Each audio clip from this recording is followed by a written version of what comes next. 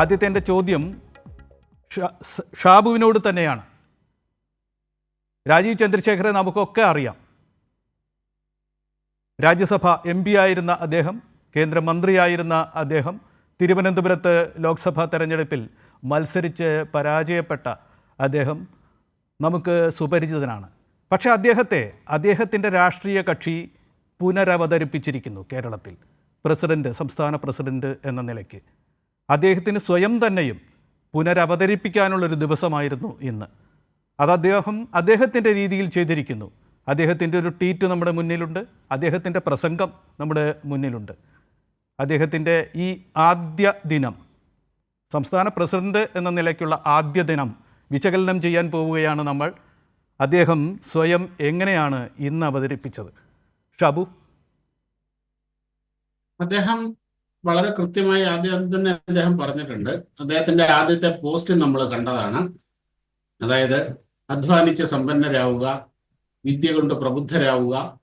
വളരെ വളരെ ക്ലിയർ ആണ്. അദ്ദേഹം ഒരു പ്രൊഫഷണൽ എന്നുള്ള നിലയിൽ അദ്ദേഹത്തിന്റെ ജീവിതത്തിലൂടെ, അദ്ദേഹത്തിന്റെ കരിയറിലൂടെ അദ്ദേഹം തെളിയിച്ച കാര്യം തന്നെയാണ്. അദ്ദേഹം പഠിച്ച കാര്യം തന്നെയാണ് അദ്ദേഹം ഇന്ന് അദ്ദേഹത്തിന്റെ പോസ്റ്റിലൂടെ അദ്ദേഹം പോസ്റ്റിലൂടെ പറഞ്ഞത്. പിന്നെ തന്റെ ഒബ്ജക്റ്റീവ് എന്താണ് എന്നുള്ളത് അദ്ദേഹം വളരെ കൃത്യമായിട്ട് പറയുകയും ചെയ്തിട്ടുണ്ട്. ഇവിടെ കേരളത്തിൽ BJP അധികാരത്തിൽ എത്തിക്കുക എന്നുള്ളത് തന്നെയാണ് എൻ്റെ ലക്ഷ്യം എന്ന് പറയുകയും ചെയ്തു. പലരുടെയും നെറ്റ് ചുളിയുന്നുണ്ടാകാം, പരിഹാസം തോന്നുന്നുണ്ടാകാം, അതൊക്കെ ഉണ്ടാകാം. അതൊക്കെ സ്വാഭാവികമായിട്ടുള്ള കാര്യമാണ്. അതിൽ നിന്ന് ഞാൻ അവരെ കുറ്റമൊന്നും പറയുന്നില്ല. വെറും 2 സീറ്റുമായി പാർലമെന്റിൽ ഇരുന്നപ്പോൾ അന്ന് അന്തരിച്ച ബഹുമാന്യായ അടൽ ബിഹാരി വാജ്പേയി പറഞ്ഞ ഒരു വാചകമുണ്ട്. ഒരിക്കൽ ഞങ്ങൾ അവിടെ ഇരിക്കും, അന്ന് പക്ഷെ ഞാൻ ഉണ്ടാവില്ല, ഞങ്ങളിൽ പലരും ഉണ്ടാവില്ല, പക്ഷെ നിങ്ങളിൽ പലരും ഉണ്ടാവും എന്ന് അദ്ദേഹം പറഞ്ഞത് എത്ര ദീർഘവീക്ഷണത്തോടു കൂടിയാണ് പറഞ്ഞത്. അത് കാലം തെളിയിച്ച ഒരു കാര്യമാണ്. അതുപോലെ തന്നെ കാലം തെളിയിക്കട്ടെ അദ്ദേഹത്തിന്റെ വാക്കുകൾ. എന്തായാലും ഒരു കാര്യമുണ്ട്, ഏറ്റെടുത്തതെന്തും വിജയിപ്പിച്ച ശീലമുള്ള വിജയിച്ച ഒരു പ്രൊഫഷണലാണ് അദ്ദേഹം. രാജീവ് ചന്ദ്രശേഖർ എന്നുള്ള കാര്യത്തിൽ ആർക്കും തർക്കമുണ്ടാകാൻ പോകുന്നില്ല.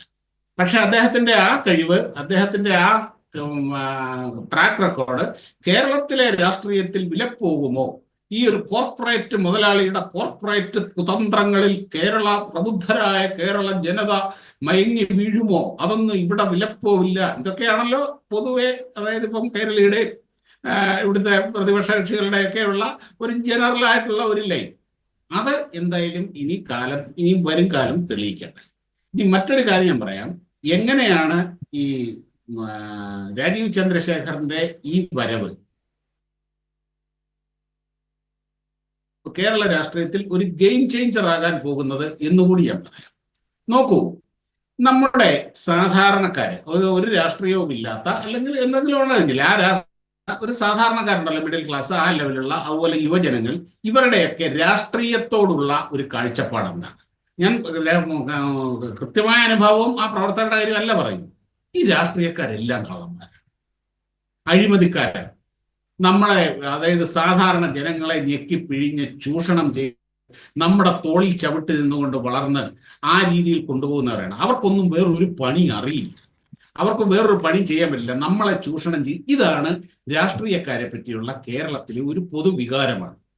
എന്തുകൊണ്ട് പിന്നെ തിരഞ്ഞെടുക്കുന്നു പറഞ്ഞാൽ അവരുടെ മുമ്പിൽ വേറെ ചോയ്സ് ഇല്ല. ആ സ്പേസിലേക്കാണ് ഇവിടെ രാജീവ് ചന്ദ്രശേഖർ എന്ന വിജയിച്ച ഒരു പ്രൊഫഷണൽ കടന്നു വരാം.